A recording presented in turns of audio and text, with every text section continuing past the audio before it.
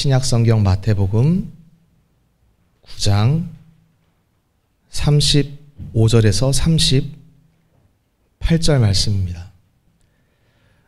예수께서 모든 도시와 마을에 두루 다니사 그들의 회당에서 가르치시며 천국 복음을 전파하시며 모든 병과 모든 약한 것을 고치시니라.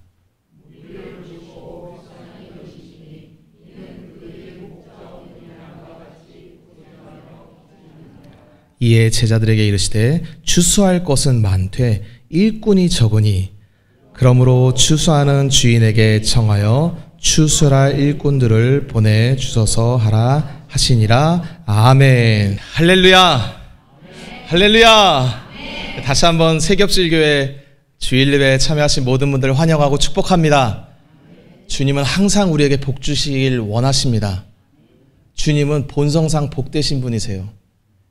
창세기 1장에 보면 피조물을 만드시면서 복을 주시면서 말씀하십니다.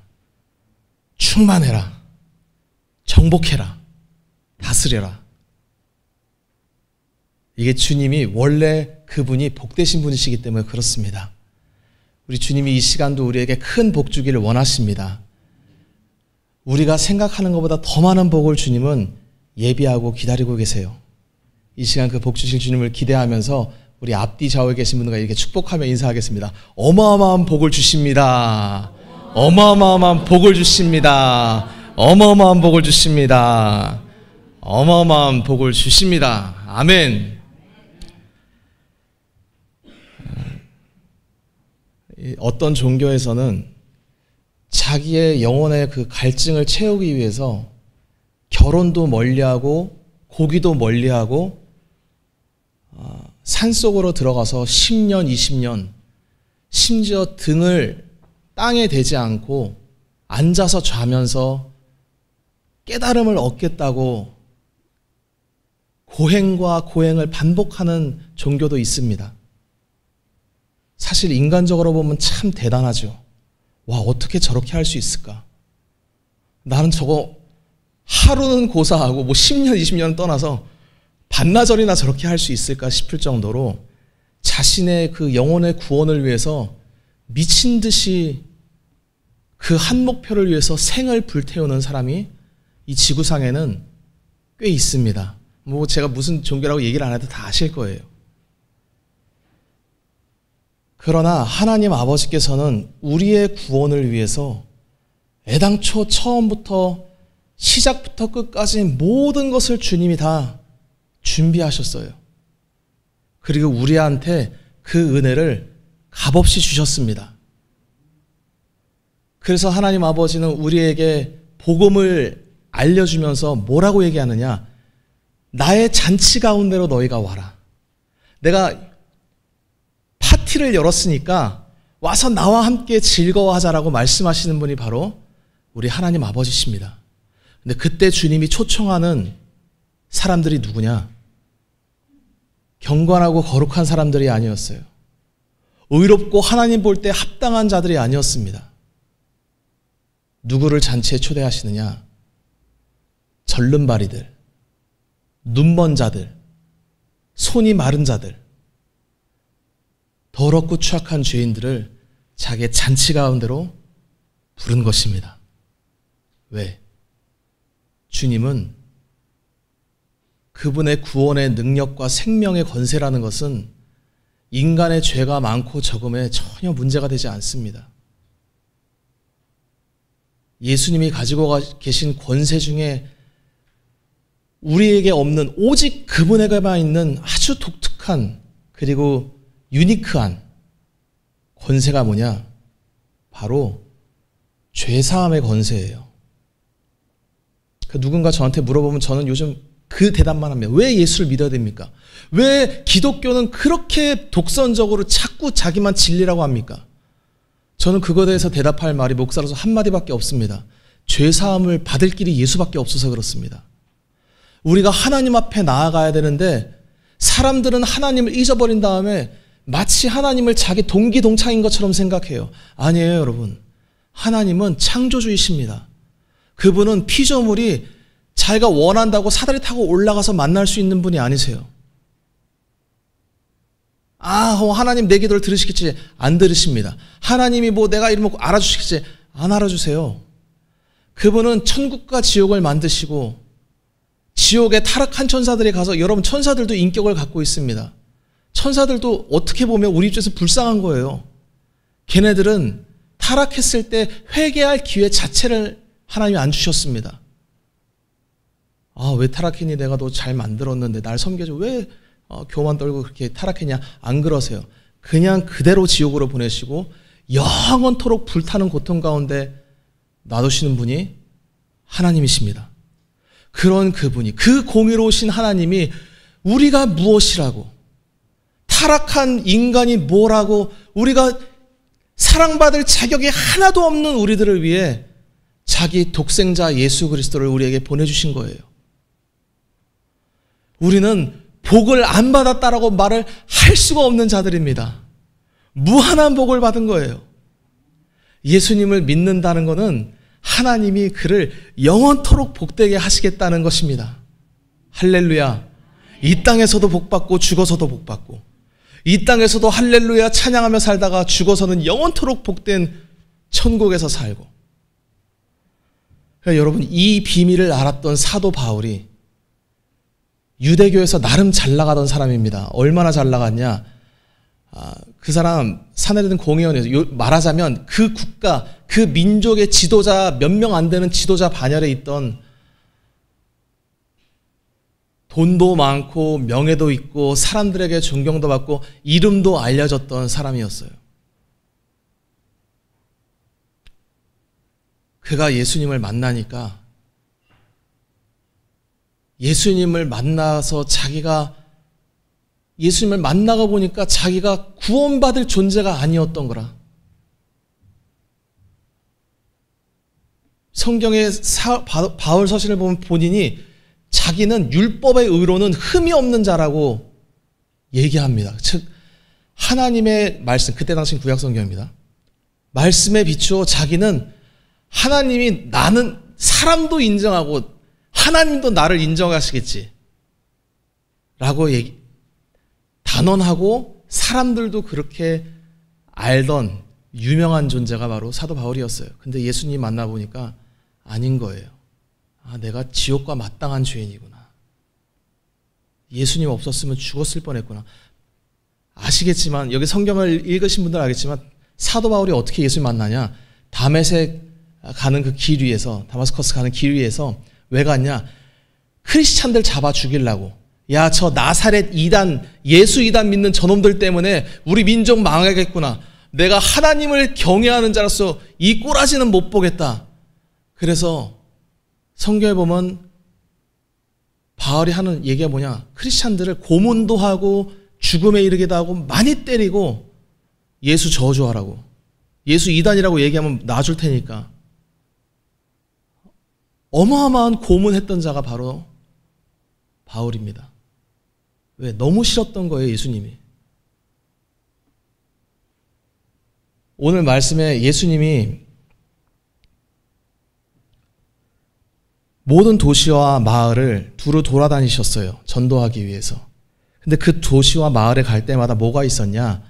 회당이라는 것이 있었습니다. 회당이 뭐냐 하면, 이게 정확하게 교회당이라고 하긴 좀 그런데, 어쨌든 유대인들이 모여서 같이 말씀을 같이 나누는 유대인 어떤 공동체의 커뮤니티 센터라고 해야 되나? 그냥 우리식으로 말하면 예배당이라도 해도 될 것 같아요. 그런 곳이었어요. 이 회당이 왜 생겼냐? 구약 성경에 보면 이 회당이란 게 없습니다. 이 회당이 언제 생겼냐? 원래 이스라엘 백성들에게 하나님이 주신 명령은 성전을 만들고 성전에서 제사 지내는, 성전을 중심으로 한 신앙생활이 원래 하나님의 말씀이었습니다. 근데 이 사람들이 하나님을 사랑하지 않았어요. 전부 망하고, 어디까지 망하냐? 전부 바벨론 포로로 끌려가고 예루살렘 성전이 무너집니다. 뿔뿔이 흩어졌을 때 도대체 이제 어떻게 해야 되는가? 야, 우리가 죄 져가지고 이렇게 흩어지고 성전은 무너졌는데 그럼 신앙생활을 어떻게 해야 되겠느냐? 그때 이들이 생각했던 게, 일단 모여서 하나님이 우리에게 뭐라고 말씀하시는지를 듣자. 그래서 생긴 게 회당입니다. 회당이 얼마나 생겼느냐? 여러분, 이 유대인들이 굉장히 교육열이 탁월한 민족입니다. 하나님의 말씀에 대해서 가르치는데 목숨 건 민족이에요. 마을마다 도시마다 회당을 만들었어요. 그래서 구약에 없던 회당이 갑자기 신약에 등장하는 것입니다. 이때 회당에서 말씀을 가르치고 나눴던 자들이 누구냐? 바로 그 유명한 바리새인과 율법사들입니다. 구약에 안 나오던 자들이 등장한 거예요. 왜 이런 배경에서 등장한 거예요. 그 회당에 찾아가서 예수님께서 천국 복음을 증거하는데 오늘 무슨 말씀을 하시느냐? 사람들이 막 갈 때마다 모이고 오는데 주님이 쭉 보시니까 그 사람들이 마치 목자가 없어서 유리방황하는 양처럼 기진맥진하고 고생하며 사는 거예요. 여러분, 이스라엘 역사에서 아브라함으로부터 시작돼서 예수님 오실 때까지 대략 2000년입니다.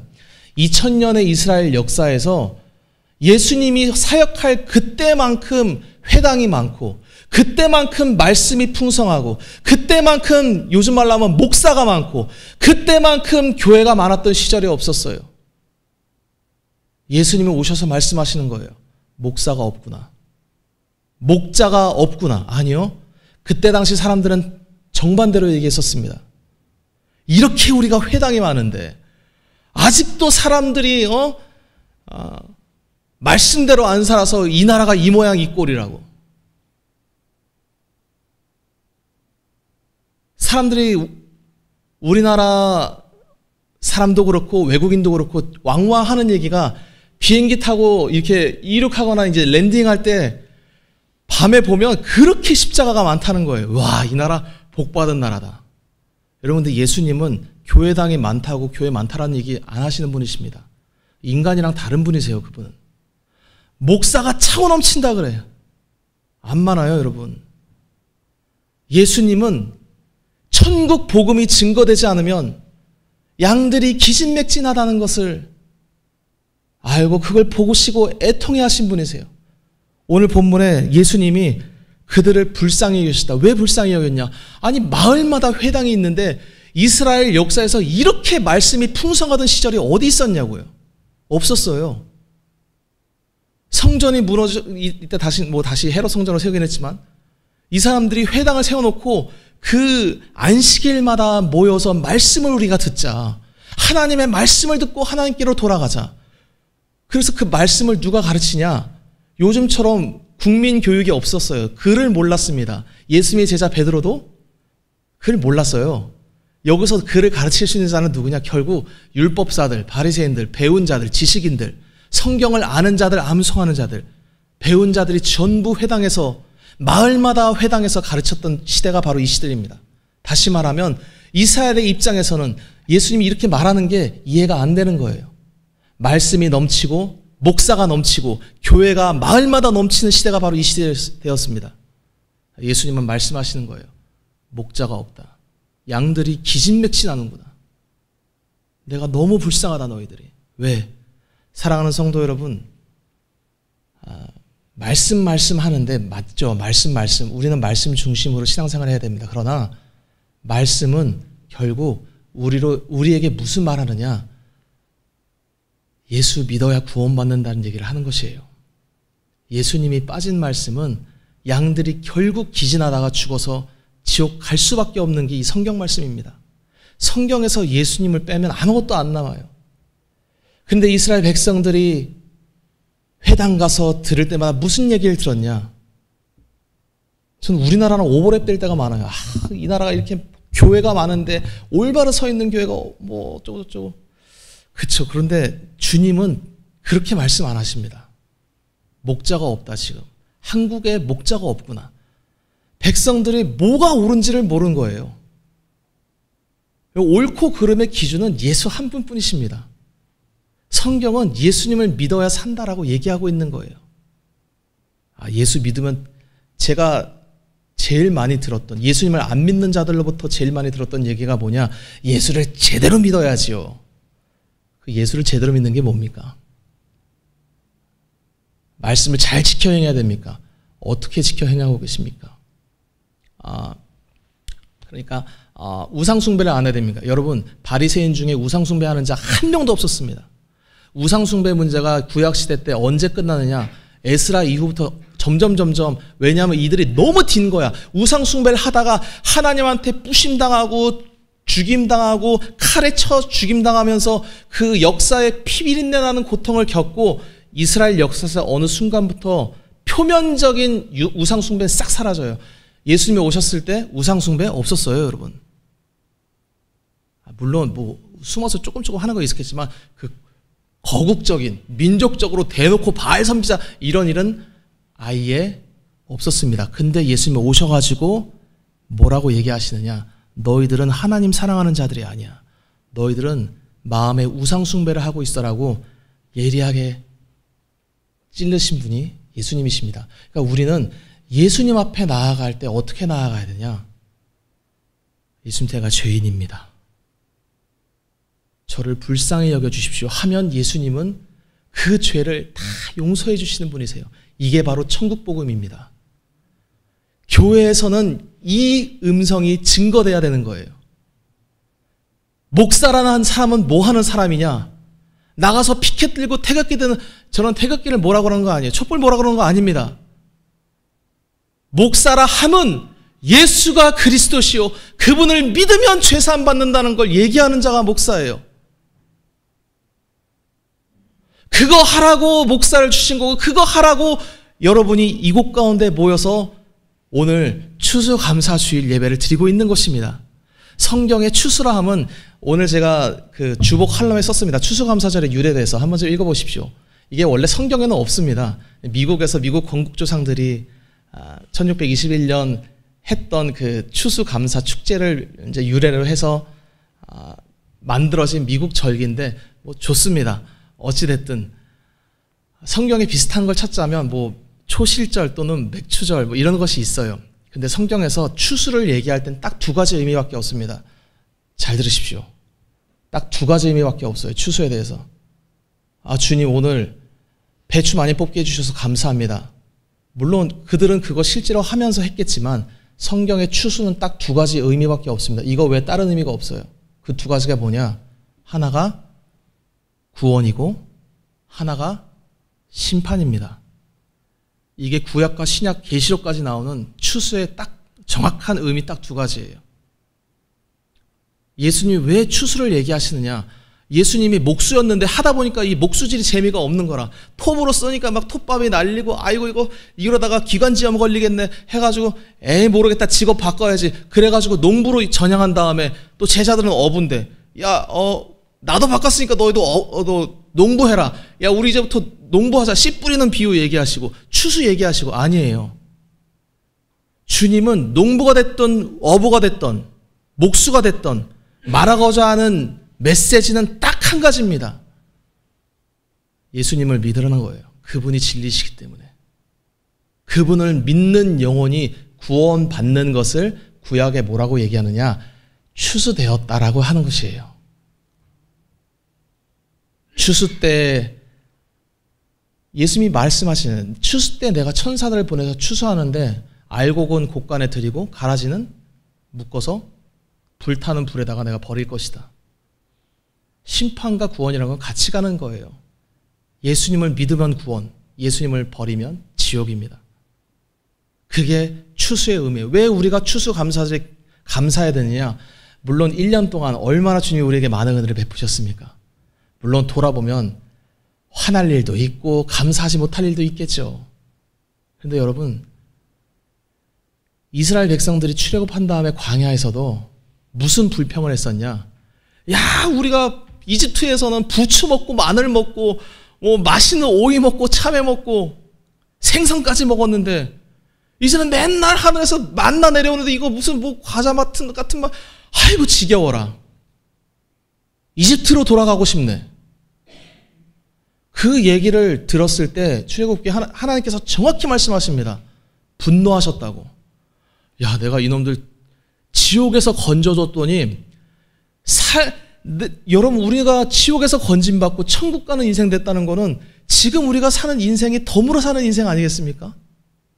뭘 우리가 더 바라고, 뭘 더 우리가 못 가져서, 인생에 내가 뭐가 그렇게 아쉬워가지고 뭘 더 가지려고 그렇게 바둥거리면서 눈에 혈안을 대고 그렇게 살아갑니까?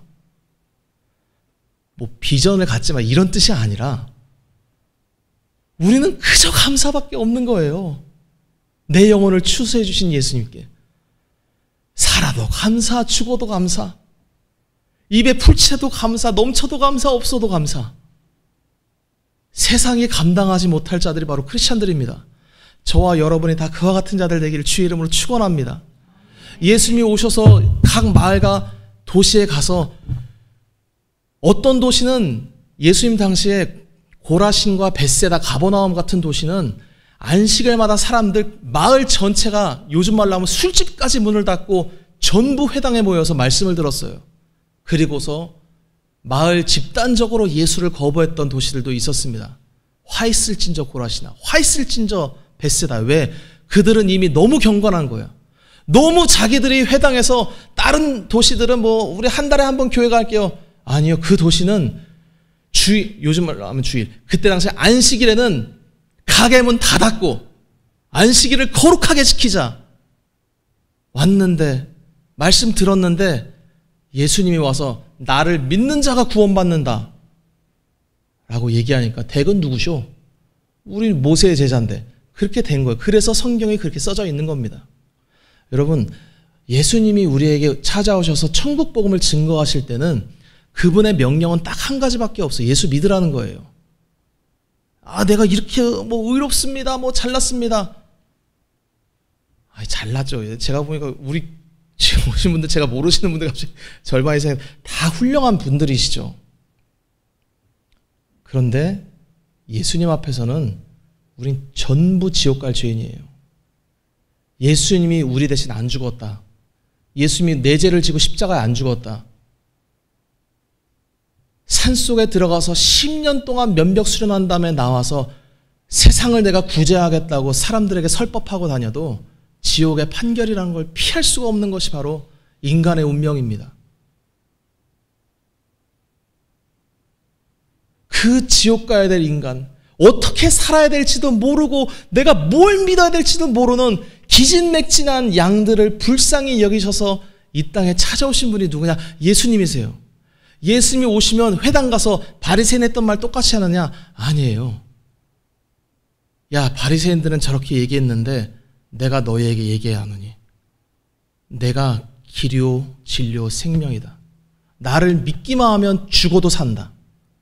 나를 믿으면 모든 죄가 사함받는다. 나와 함께 즐거워하자. 그때 옆에서 금식하던 바리새인들이 예수님 욕했습니다. 무슨 지금 나라가 이 모양 이 꼴인데 무슨 술 마시고 잔치하고 앉아있냐고. 안 보이냐고. 지금 우리나라가 로마의 속국이 돼가지고 이 비참한 처지에 있는 것이 하나님의 말씀을 어겨서 그렇다라고 모든 회당에서 모든 율법사들과 모든 바리새인들이 얘기했어요. 대한민국이 어려운 것은 말씀을 떠나서 그런 게 아니에요. 예수를 떠나서 그런 것입니다. 말씀이 곧 예수님을 나타내는 거예요. 내가 이 말씀을 봤는데 예수님을 모르겠다. 말씀을 잘못 읽고 있는 겁니다. 제가 엊그제 어떤 목사님 설교를 듣는데 그러더라고요. 자기가 큐티를 열심히 했대. 근데 큐티 할 때 자기가 배웠다는, 그렇게 배웠대. 어떻게 배웠냐? 오늘 이 말씀은 나에게 어떤 말씀인가? 나에게 이 말씀은 어떤 메시지를 주는가? 전부 신앙생활을 나 중심으로 한 거야. 말씀은 수단이고 말씀은 도구고 내가 중요하고 내 감정이 중요하고 내 인생이 중요한데 이 말씀은 나에게 어떤 도움을 줄까? 그렇게 신앙생활을 했다는 거예요. 그 목사님의 간증이에요. 목사님의 간증. 나중에 예수님을 만나고 보니까 아, 내가 헛짓거리 했구나. 예수님 모르고 내가 신앙생활 했구나. 여러분, 말씀은 티끌 같은 우리 피조물한테 이렇게 이러기 위해서 주신 것이 아니라 예수님이 시편과 히브리서에 정확히 얘기하잖아요. 내가 왔나이다. 이 두루마리 책에 기록된 것을 내가 행하기 위해서 왔나이다. 예수님의 행하심, 예수님의 역사를 기록한 책이 성경책입니다. 그 성경을 성취하시면서 사람들에게 뭐라고 했느냐? 나를 믿기만 하면 너희가 구원받는다. 너희들이 잃어버렸던 하나님의 영을 내가 다시 부어주겠다. 성령을 부어주겠다. 믿는 자는 살아나리라. 할렐루야. 예수님에게는 죄사함의 권세가 있기 때문에 오직 그분만이 성령을 부어주실 수 있습니다. 여러분, 성령은 거룩하신 분이세요. 죄인데 우리의 마음의 모습은 와라 와라 오십시오. 안 와요. 그분이 왜 옵니까? 더럽고 추악한 우리의 심령에. 오직 예수의 이름으로 부르는 자들, 예수님의 죄사함의 권세를 의지하고 예수님을 부르는 자들에게 하나님 아버지께서, 예수 그리스도께서 추수의 은혜를 부어 주시는 겁니다. 성령을 받아라. 누구든지 나를 믿는 자는 그 배에서 생수의 강이 흘러넘치리라. 믿는 자가 받을 성령을 일컬어 말씀하심이라. 사랑하는 성도 여러분, 기독교는 논리와 무슨 사색과 철학이 아니에요. 살아계신 하나님을 만나는 것입니다.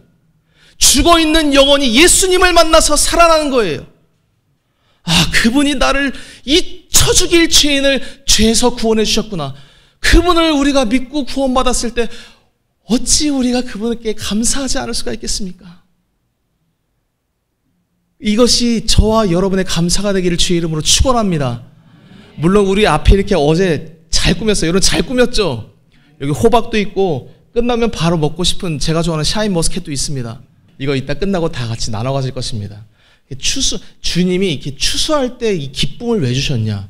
내가 열심히 힘썼을 때, 애썼을 때, 그게 꼭 이렇게 우리 농부가 아니니까, 사례를 받든 돈을 받든 그 기쁘잖아요. 그 기쁨은 나쁜 게 아니에요. 왜 그 기쁨을 누리게 하셨는가? 내가 일했을 때 내가 보상을 받고 내가 돈을 얻고 이게 왜 주님이 기쁘게 하셨느냐? 돈 사랑해라, 먹을 거 사랑해라. 그래서 기쁨을 주신 것이 아니라 예수 그리스도께서 우리를 위해서 힘쓰시고 애쓰셔서 그 열매와 추수, 열매를 우리가 먹게 될 때 그것이 너에게 기쁠 것이다. 할렐루야. 먹고 기뻐해라. 돈 갖고 기뻐해라. 돈을 기뻐하라는 게 아니라 그런 영적인 얘기를 주님께서 하시는 거예요. 얼마나 감사합니까? 사랑하는 성도 여러분, 예수님은 우리를 불쌍히 여기신다고 할 때 이거는 우리가 어차피 말씀 못 지키는 거 아세요. 자꾸 그때 당시 사람들이 내가 우리 말씀 잘 지켜야 됩니다 하니까 주님이 와서 그 사람들을 깨기 위해서 했던 말이 뭐냐? 너희가 자꾸 듣는데 이웃 사랑하고 원수를 미워하라 너희가 들었지. 왜냐? 그 얘기가 구약 성경에 있습니다. 악의를 벌하소서, 원수를 치소서, 원수가 내 앞에서 부끄럽게 당하게 하소서. 전부 원수 죽이라는 얘기 하니까 이웃을 사랑하고 원수를 미워해야겠구나. 예수님이 오셔서 얘기한 거예요. 원수 사랑하라고. 아니, 이웃도 못 사랑하는데 원수 어떻게 사랑합니까? 그분이 그 말씀 하실 때는 내가 원수같이 죄인된 너희들을 내가 사랑하겠다. 너에게 구원을 주겠다. 살인하지 말라는 거 너희가 들었지. 내가 너에게 말하는 형제에게 나가라 하는 자, 멍청한 놈, 미련한 놈, 욕하는 자, 미워하는 자 전부 살인죄다. 누가 안 걸리겠습니까? 예수님의 율법의 기준이라는 것은 인간의 차원을 뛰어넘는 거예요. 저도 살인 안 했습니다. 저 간음 안 했어요. 거짓말을 좀 했습니다. 우상숭배? 전 모태신앙입니다. 저 점수 높은 사람이에요. 그러면 제가 이 점수 갖고 주님 앞에 나아갔을 때 주님 제가 90점입니다. 천만에 빵점입니다. 빵점. 하나님의 기준에서는 우리 신앙생활이라는 것은 예수님 앞에서 하는 거예요. 그분이 우리의 유일한 목자이십니다. 왜 그분을 목자라고 하느냐? 그분만이 우리를 물된 동산, 우리가 푸른 풀밭, 우리가 먹을 수 있고 마실 수 있는 쉴만한 물가와 푸른 초장으로 인도하실 수 있는 유일한 목자가 바로 예수 그리스도이십니다. 그분의 이름을 부를 때 예수님 도와주십시오. 그러면 주님이 넌 멍청해서 안 된다. 너는 절름발이라서 안 된다. 안 그러세요. 왜? 그분은 전능하신 분이시기 때문입니다. 피조물이 IQ가 100이든 140이든 그분한테는 별로 안 중요해요. 내 수중에 1,000원짜리가 있던 수천억이었던 안 중요해요. 왜? 그분은 사막에도 강을 내실 수 있는 분이세요. 어떠한 죄인이 와도 그 모든 죄를 용서하시고 그 삶을 복되게 하실 수 있는 권능자가 바로 우리 주 예수 그리스도이십니다. 그러니까 오라는 거예요. 나에게로 와라. 내가 너에게 꼴을 먹게 하겠다. 내가 너에게 성령을 부어주고 네 인생 어떻게 살아야 될지 알게 해주고 네가 알지 못하는 길에서 내가 너의 걸음을 인도해서 영생을 얻고 복을 얻을 수 있는 길로 내가 너를 인도하겠다고 했는데 그 예수를 우리가 종이 조각처럼 버린 것입니다. 왜? 내 인생에 도움 안 될 것 같으니까.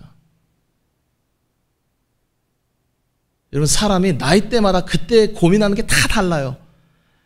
제가 초등학교 때는 시험 못 봐서 엄마한테 맞으면 어떡할까 그런 거 절대 심은 아닙니다. 그게 고민이었어요. 지금 생각하면 웃기겠지만. 고등학교 때는 내 친구들 다 대학 가는데 나 대학 못 가면 어떡하냐. 그게 고민이었습니다. 그게 제 기도 제목이었어요. 대학교 가니까 예쁜 여자 못 사귀면 어떡하나. 그게 고민이었습니다. 군대 갔는데 이거 또 이상한 사람 만나면 어떡하나. 하여튼 우리는 그때마다 인생의 그때마다 고민거리는 다 달라요. 주님은 말씀하시는 거예요. 그때 예쁜 여자 만나려면 또 공부 잘하려면 좋은 직장 가려면 뭐 어떻게 하려면 건강하게 오래 살려면 물론 그 말이 다 틀린 건 아니겠죠. 근데 우리가 크리스찬이라면 내 인생의 목자 되신 예수님을 믿는 자라면 주님은 그 고민의 그 순간 우리가 10대든 60대든 80대든 주님의 음성은 항상 똑같아요. 내가 네 인생의 목자다. 나에게 엎드려라. 너가 알지 못하는 길로 네가 알지 못하는 크고 비밀한 일을 내가 너에게 보여줄 것이다. 인도할 것이다. 그때 그 주님 앞에 엎드려서 주님 제가 무지한 자입니다. 내가 어리석은 자입니다. 예수님을 의지하고 붙들면 그분이 한 걸음씩 인도해 주는 거예요. 그게 우리 믿음의 선조들이 살아갔던 삶의 방식입니다. 여러분, 다윗이 자기가 왕되게 해달라고 기도하지 않았습니다. 어느 날 갑자기 주님이 선지자 보내가지고 자기 머리에 기름 붓는데 자기도 황당한 거예요. 자기 목동이었고 그냥 양치기였는데 국가의 왕으로 주님이 세우시겠다는 겁니다. 갔는데 사람들이 다 박수치냐? 아니요. 그 전왕이 다윗을 죽일 듯이 싫어했어요. 다윗이 얼마나 눈물을 많이 흘렸냐? 창 갖고 죽일라 그러고 자기 장인어른이었는데 주님 왜 저한테 그러셨습니까? 내가 이런 인생 달라고 주님께 기도했습니까? 내가 언제 이스라엘 왕이 되게 해달라고 기도했습니까? 왜 저한테 이러십니까? 눈물 흘리면서 도망갈 때 다윗이 너무 궁급하니까 죽음과 나 사이의 거리가 한 걸음 차이다. 내가 한 걸음만 잘못 뛰면 내가 죽겠구나. 여러분, 이 고백은 사업하시는 분들은 알 거예요. 이거 이렇게 해야 되나 저렇게 해야 되나. 물론 셀러리맨들도 셀러리맨 나름대로 고민이 있겠지만 사업하면서 이거 이렇게 잘못 내가 투자했다가 쫄딱 망하면 어떡하나. 우리는 미래를 모르잖아요. 우리는 내가 이렇게 했을 때 잘 될지 안 될지, 테슬라 주식이 오를지 뭐가 오를지 몰라요. 우리는. 저 주식하는 사람 아닙니다. 주님이 그때도 우리에게 뭘 얘기하시느냐. 주식 공부 좀 더 해라. 경영학을 좀 알아야 되지 않겠니? 물론 알아야 되고 공부도 해야 되겠지만 우리 주님이 천박하게 그런 말씀을 하시는 분이시겠습니까? 내가 너의 영혼에 풍성한 수확을 맺게 해줄 테니까 내 앞에 엎드려라. 나에게 너는 무식하다고, 너의 영적 실체는 가난하고 헐벗은 자라고 고백해라. 내가 그러면 너에게 성령을 부어줄 것이고 너의 걸음을 인도할 것이고 죽을 위기 가운데서도 살 길을 내가 열어줄 것이다. 그때 그 수많은 죽을 위기를 겪으면서 결국 살아서 주의 뜻대로 왕이 됐던 자가 다윗이에요. 제왕학을 배웠다고? 누가 제왕학을 가르쳤는데요? 다윗에게. 무식한 목동이었어요. 하나님은 온 유대 땅을 마을마다 도시마다 돌아다니는데 지금이랑 그때랑 비교하기 그렇지만 하여튼 유대인들은 교육열이 어마어마했어요. 이 회당에서 말씀을 가르치는 그들의 그 열정과 열의는 이런 말할 수가 없었습니다. 그런데 예수님은 모르는 거예요. 하나님 신앙, 창조 신앙, 무슨 신앙, 애국 신앙 다 갖고 있는데 딱 한 가지 생명 얻을 수 있는 그 신앙, 예수 신앙이 없는 거예요. 그때 예수님은 오셔서 아이고 너희가 조금 잘못했다고 얘기 안 하세요. 예수님은 너희 아비 마귀에게서 나서 니들이 내 음성 안 듣는다라고 싸늘하게 얘기하십니다. 그 누가 들었냐? 병든 자들, 타락한 자들, 죄 짓고 율법사들한테 정죄당하던 자들이 예수의 음성을 듣고 예수님을 믿었던 거예요. 왜? 너무 쉬우니까. 예수 믿으면 그냥 구원받는구나.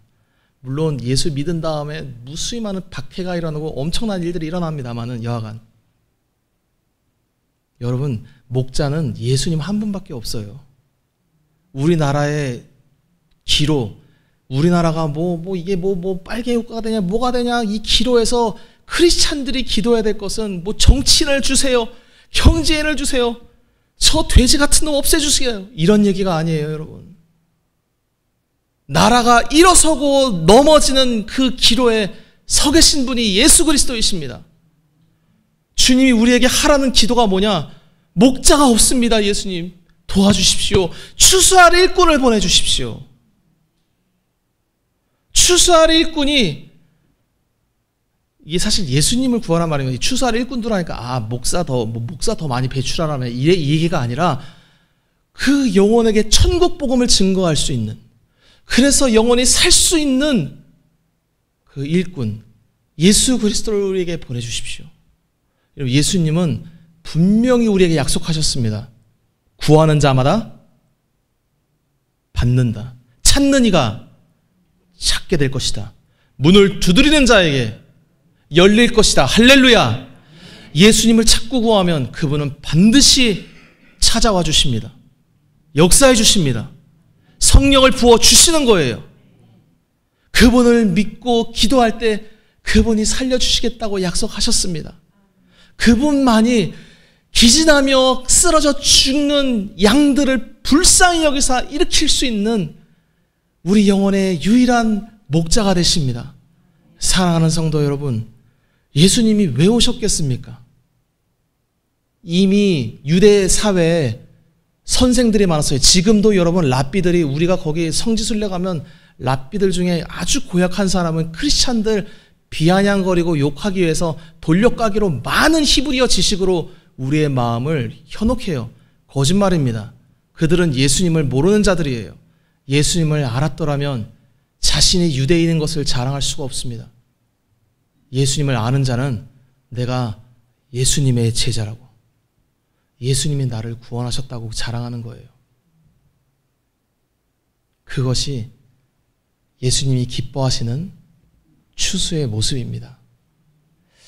우리 올해 사실은 이 호박이 어떻게 하여튼 우리 박장로님이 호박을 주셔가지고 추수감사절을 하게 됐어요. 저는 원래 이게 우리나라 절기도 아니고 해서 꼭 해야 되나, 그래서 원래 우리 교회 1주년, 2주년 때는 추수감사주일 안 하다가 주님이 그냥 하라 하시나 보다, 또 많은 사람들이 원하기도 하고 해서 하게 됐습니다. 앞으로 매년 할 것 같아요. 하게 될 것입니다. 근데 추수할 때 1년 동안 여러분 삶을 돌아보면서 많은 은혜를 주신 걸 기억하고 감사하십시오. 좋은 일입니다. 중요한 일이에요. 그런데 정말 크게 중요해야 될 것은 바로 우리의 영혼을 추수하신 예수님 앞에 감사해야 돼요. 그것이 정말 큰 은혜입니다. 언제 죽을지는 아무도 모릅니다. 죽어서 천국 갔을 때 우리는 지금 우리의 마음과 생각으로는 상상할 수 없는 벅찬 감격과 은혜와 감사를 주님 앞에 올려드리게 될 거예요. 누가 다 알겠습니까? 그 은혜를. 우리를 영원한 사망에서 건져주셨습니다. 그것을 기뻐하라고 우리에게, 우리의 삶에 이렇게 열매를 주시는 거예요. 이 열매를 얻을 때 기쁘지 않냐? 여러분이 회사원이든 공무원이든 사업하든 전혀 상관없습니다. 내 인생이 어떤 상황에 있든지 그 일을 했을 때 우리는 열매를 맺어야 되잖아요. 일을 했으면 성과를 내고 사업을 시작했으면 돈을 벌어야 되는 것이고, 근데 그것을 그렇게 하게 하시는 분이 누구냐? 예수 그리스도이십니다. 예수님 앞에 엎드리십시오. 예수님이 풍성한 은혜를 주십니다. 그리고 그것을 받을 때 그 기쁨을 누리면서 뭘 기억해야 되냐? 예수님이 이렇게 우리를 위해 대신 죽으심으로 내 영혼이 주님 앞에 이렇게 수확되는 것이구나. 이 기쁨이 있는 것이구나.